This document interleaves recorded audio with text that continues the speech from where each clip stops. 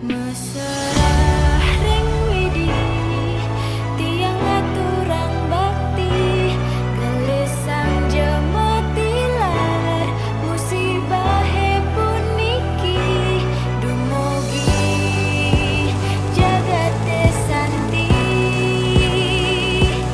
dumugi selamat rahayu sarang sami.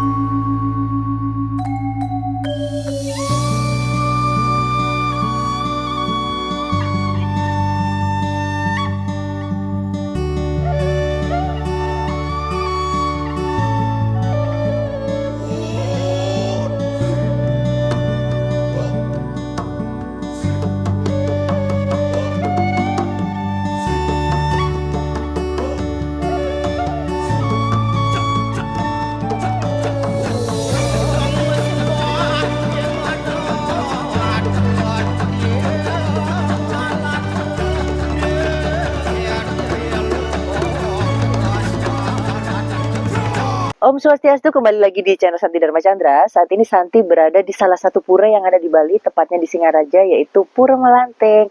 Halo Singaraja.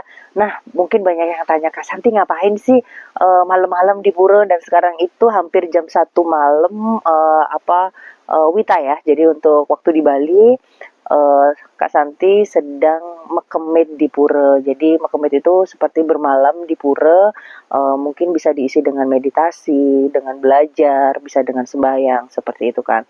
Nah, nggak hanya itu, di sini untuk episode kali ini saya membahas tentang fenomena ngiring, karena banyak hal yang Santi baca di media sosial itu kan kayaknya fenomena ngiring itu menyeramkan sekali, atau kenapa sih harus ngiring itu dengan ancaman yang kalau nggak mau ngiring nanti kena musibah, sakit, dan lain-lain kan. Apakah benar seperti itu? Nanti bisa dibahas di channel YouTube Santi Dharma Chandra. Dan buat teman-teman nih yang suka makemit, biasanya favoritnya di pura mana nih? Nanti bisa ditulis di kolom komentar ya. Baiklah, nanti Santi akan ngevlog untuk kegiatan tentang makemit yang ada di Pura Melanteng Singaraja. Terus bagaimana kita bisa meningkatkan serada bakti kita untuk dalam kegiatan mekemit yang ada di Pura Melati ini. Jangan lupa subscribe, like, dan share channel kesayangan kita semua, Santi Dharma Chandra. Suksma.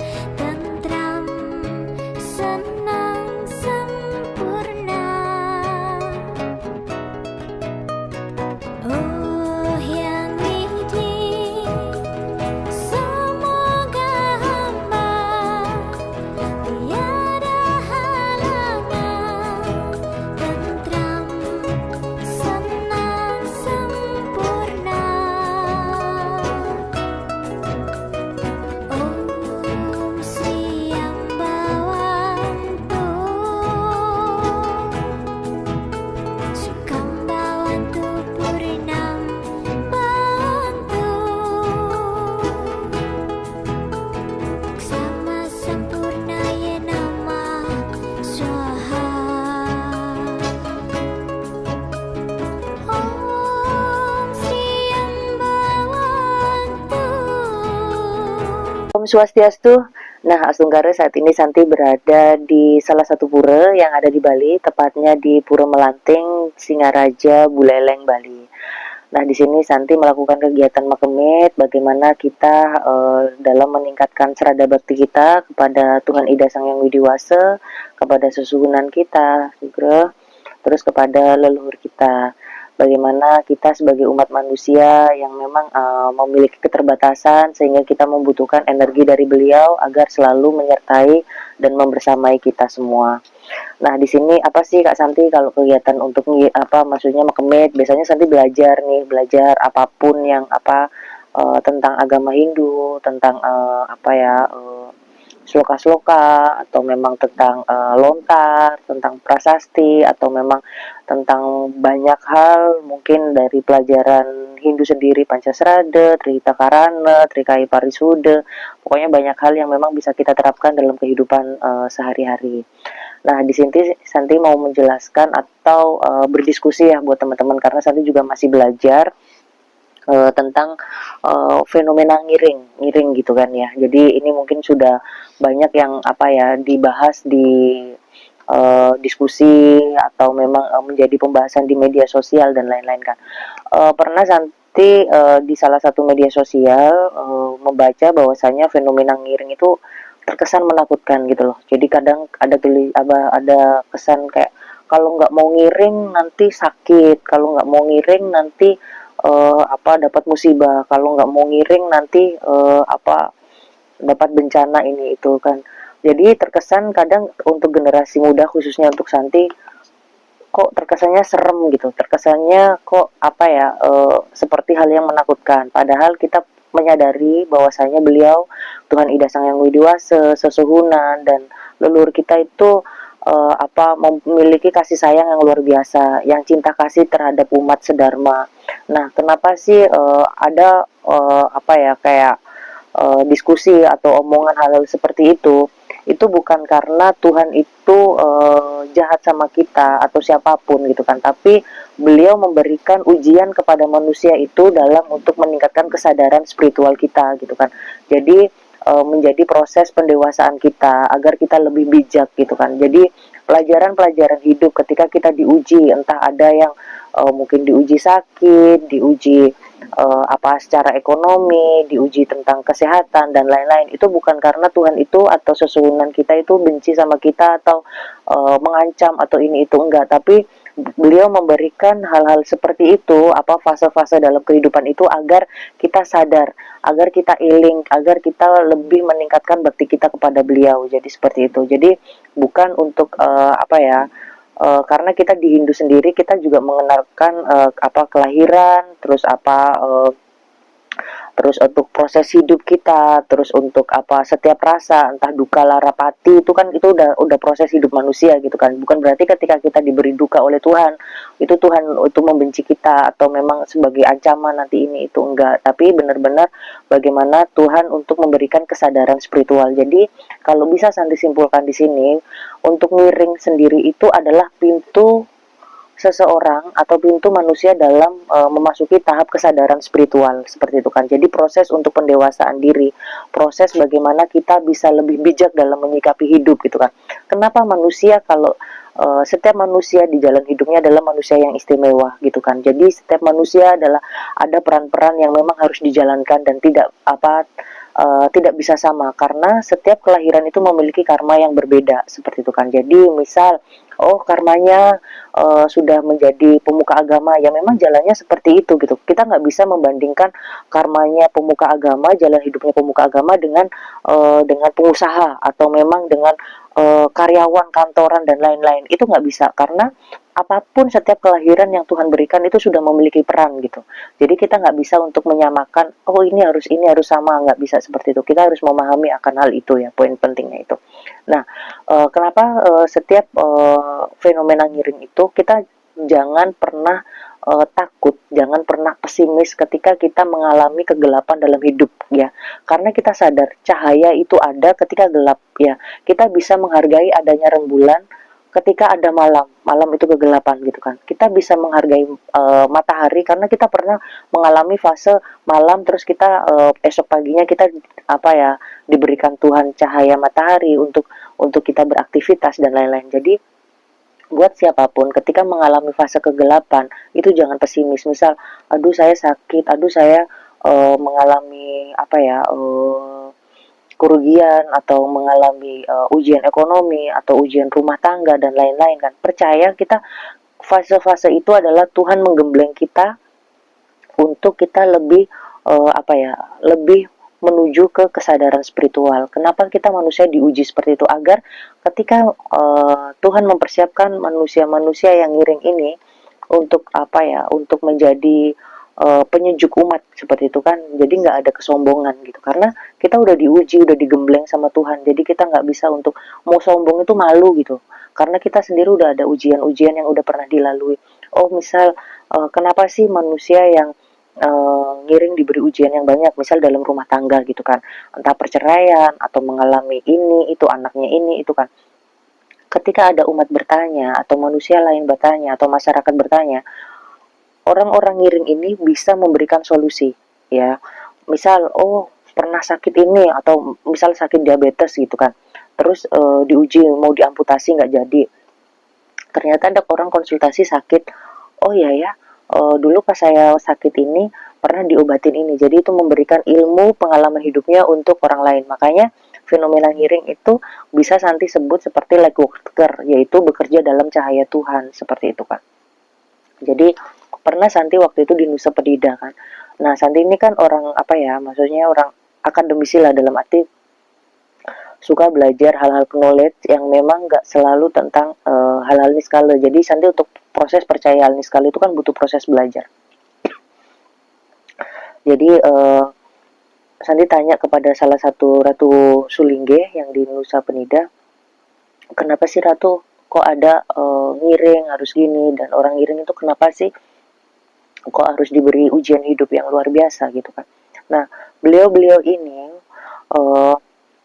Tuhan Ida Sang Yang Widiwasa Sesuhunan atau Ida Betara sendiri itu kan beliau adalah niskala ya, dan untuk menyentuh hal-hal skala itu membutuhkan media yang bisa dijangkau. Medianya manusia itu gitu kan. Jadi ketika kita fokus ke jalan Tuhan, kita biasanya itu dikosongkan dulu sama Tuhan agar beliau, ilmu-ilmu beliau atau cahaya-cahaya beliau itu bisa menyerap dalam diri manusia tersebut. Sorry ya, nanti sambil minum.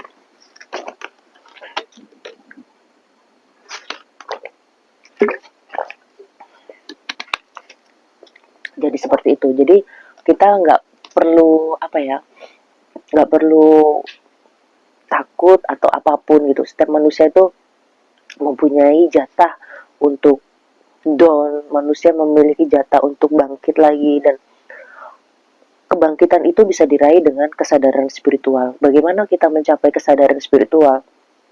Nah, untuk proses ngiring ini adalah proses pembersihan jiwa manusia. Ketika kita dikecewakan orang, ketika kita dikhianati orang, ketika kita ditipu orang, atau kita dijauhi orang-orang yang sekitar kita gitu kan, kita bisa mendoakan mereka untuk hal yang baik. Misal, saya disakiti sama si A gini kan, kita jangan menaruh dendam sama si A, tapi kita bagaimana mendoakan si A itu agar kehidupannya lebih baik. Bukan karena kita kalah, enggak, tapi bagaimana kita menaikkan vibrasi kita, energi kita agar kita lebih baik, seperti itu kan. Jadi nggak apa-apa, kadang anggap aja kita itu seperti proses untuk menjadi kupu-kupu. Kupu-kupu ketika masih jadi ulat juga dihina orang.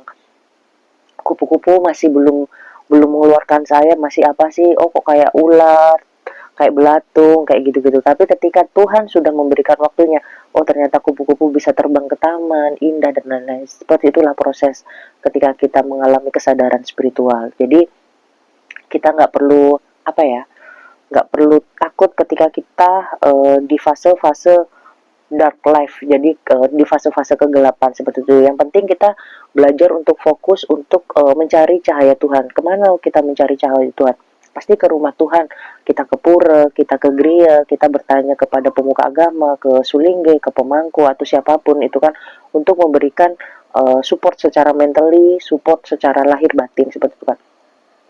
Kita duduk aja di pura aja, energi beliau untuk dalam diri kita itu udah luar biasa gitu loh. Jangan jangan juga, ini yang saya ingatkan kepada umat sedharma, bahwasanya kita jangan mengingat pura itu pas waktu sedih aja. Jadi dalam kondisi apapun kita harus ingat Tuhan. Dalam kondisi bahagia, dalam kondisi apapun itu kita harus ingat Tuhan. Karena pada intinya Tuhan itu menginginkan kita ingat eling sama beliau kapanpun. Kalau kalian ingat Tuhan hanya pas waktu sakit saja, pas waktu sedih saja, maka akan diberi kesedihan terus. Tapi ketika Tuhan, oh ya ya, saya memberikan rasa bahagia kepada Santi gitu kan. Dalam kebahagiaan itu Santi bisa tetap ingat Tuhan, maka Tuhan juga akan memberikan kebahagiaan secara konsisten kepada Santi gitu kan. Jadi percayalah, di setiap apapun proses itu kita harus menyadari tentang kasih sayang beliau. Jadi buat siapapun uh, jadi kadang kalau Santi baca-baca di media sosial atau obrolan orang gitu kan, nanti kalau nggak mau ngiring nanti sakit, nanti kalau nggak mau ngiring nanti musibah, nanti kalau nggak mau ngiring nanti ini itu. Jadi terkesan kayak ancaman gitu loh. Ketika menjalankan tugas yang Tuhan berikan, apakah Tuhan itu suka dengan keterpaksaan? Kan enggak, tapi dengan kesadaran. Oh ya ya, Titiang ngiring di sini karena bakti saya kepada beliau, kepada saya sayang sama umat, kepada saya sayang kepada kepada kebaikan-kebaikan untuk diberikan kepada masyarakat. Itu kan lebih baik. Jadi ketika siapapun itu jangan digambarkan sosok yang menyeramkan atau apa gitu. Jangan seperti itu. Jadi biarkanlah kita berproses. Manusia dalam berproses mengalami fase kegelapan, fase sakit, sehat, fase kita lebih berhati-hati kepada orang untuk tentang kepercayaan dan lain-lain. Itu kan sebuah proses gitu.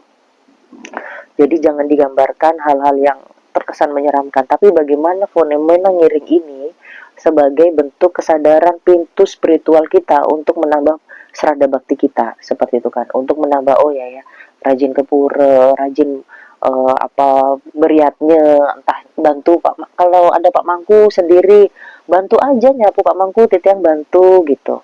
Itu kan udah kita menabung karma baik kita udah berbakti kepada beliau ya. Misal oh saya belum bisa sembahyang gini-gini atau apa gitu kan, nggak apa-apa, belajar pelan-pelan. Terus ada sampah diambil, ada apapun itu udah termasuk kita sebagai bentuk bakti kita. Bukan berarti yang bakti dalam spiritual itu bukan tentang siapa yang paling sakti, siapa yang paling hebat, siapa yang ini.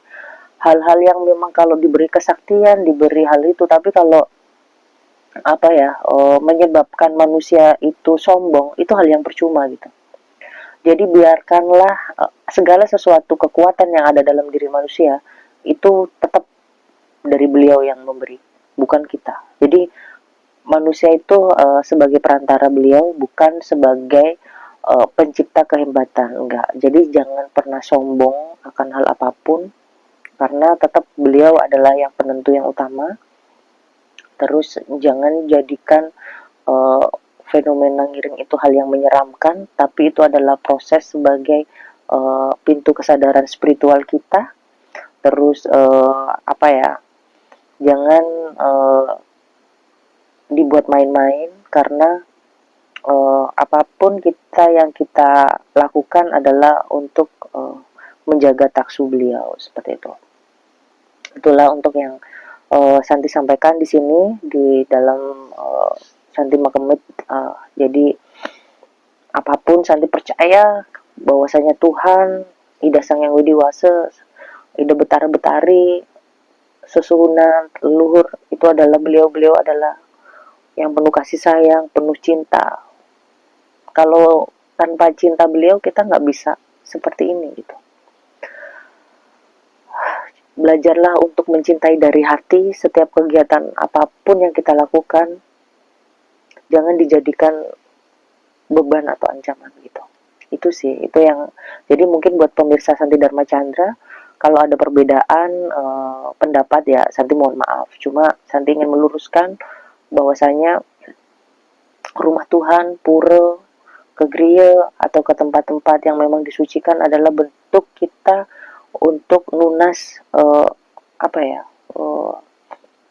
lunas berkat, lunas cahaya dari beliau, lunas kasih sayang beliau, untuk kita bisa lebih menjalani hidup ini lebih bahagia, seperti itu kan. Jadi lebih damai.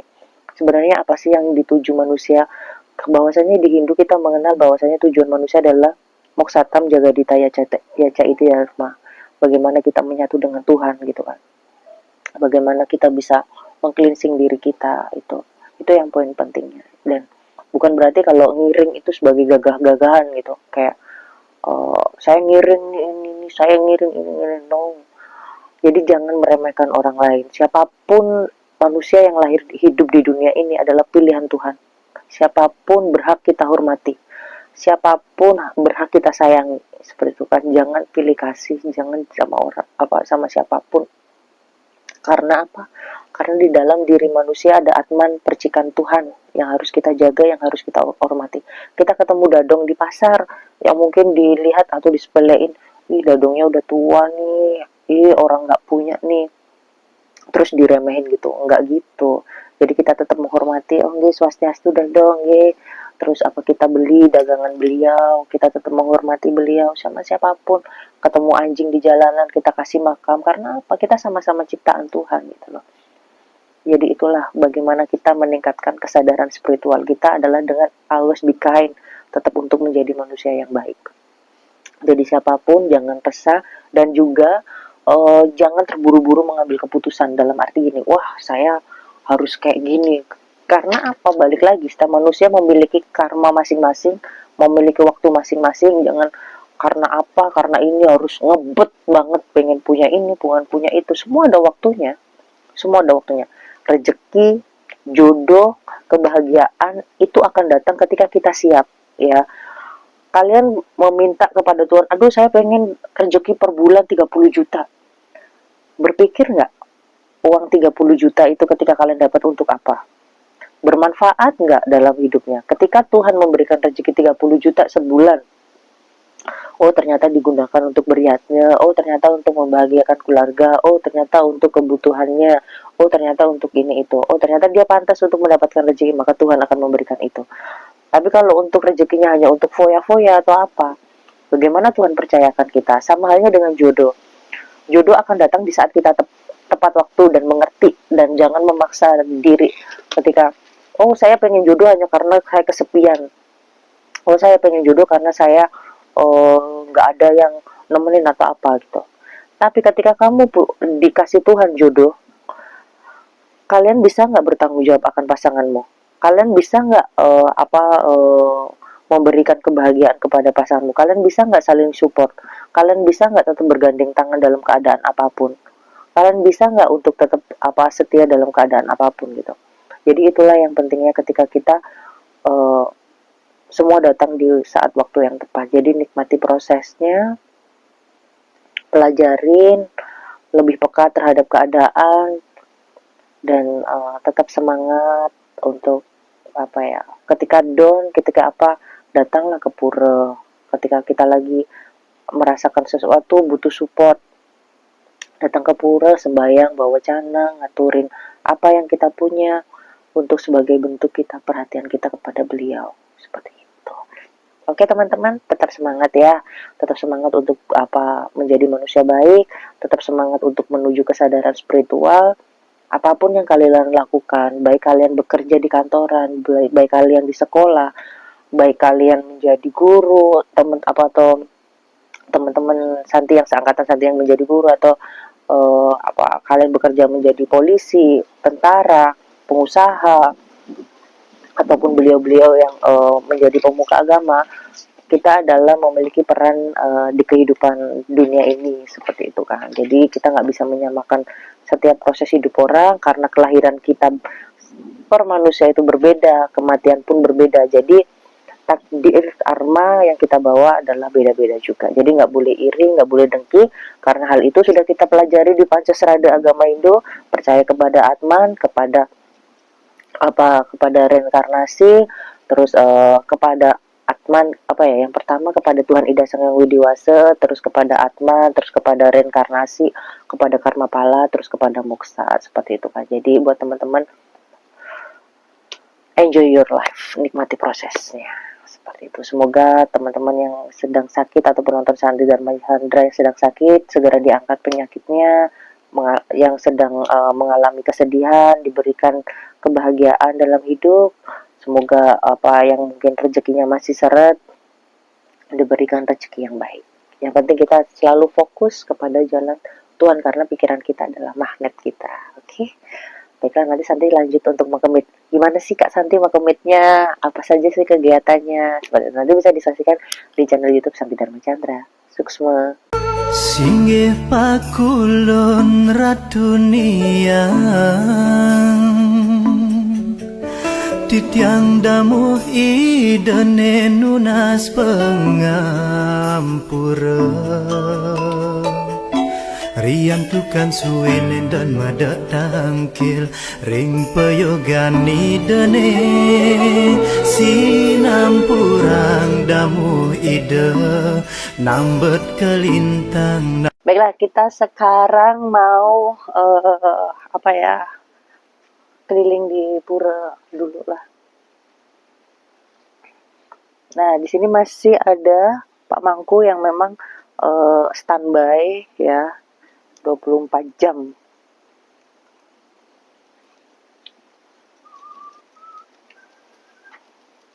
Swastiastu Pak Mangku. Oke, ini apa pejati nanti buat sembahyang pagi ya? Nggih, jadi kena dikit yang samping. Oh, nggih. Nggih. Aman gitu. Oh, nggih. Tidak ada mereka pergi nada yang itu Nabi, jalan kedon ada sih. tadi lewat niki bisa nih. Nggih, mereka ada. Oh, dados. Eh, coba kan mereka wetan cabangnya mereka pikir. Oh, nggih. Lewat niki aja. Dos kita. Nggih. Di sini.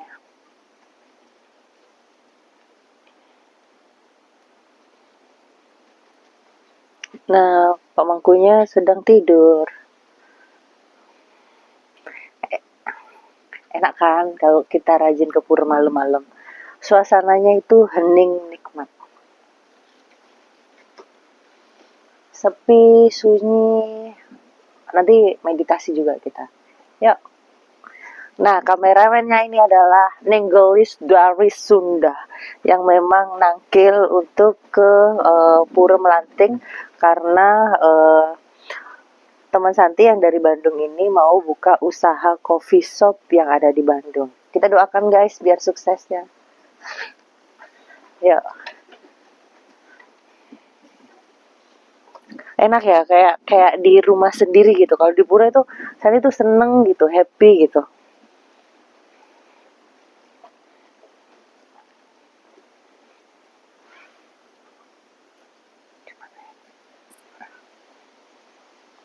Air ramah parasmu menyejukkan, megah singgah sanamu menyilaukan, cemerlang auramu bagai wajah, penerang jalan hidupku.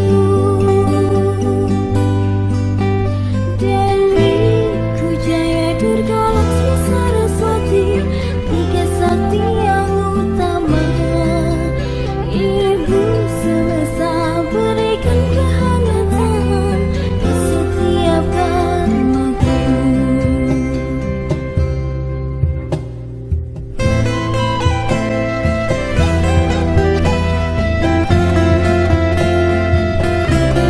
Nah, baiklah saat ini mekemit di Pura Melanting, Singaraja, Bali karena memang saat itu suka mekemit. Jadi sekarang mau bikin vlog buat tayangan di YouTube. Karena banyak yang tanya, gimana sih Kak mekemit itu gitu kan. Jadi sebenarnya karena Santi doyan makan, jadi kita harus menyediakan mie instan seperti ini. Terus ada kopi juga. Terus camilan-camilan agar lebih seru mekemitnya. Terus jangan dianggap seperti hotel karena gitu. Tadi lupa nggak bawa jaket. Tapi ya Asunggara sih nggak dingin-dingin banget gitu. Ini bawa kapan aja, nanti buat selimut di sini.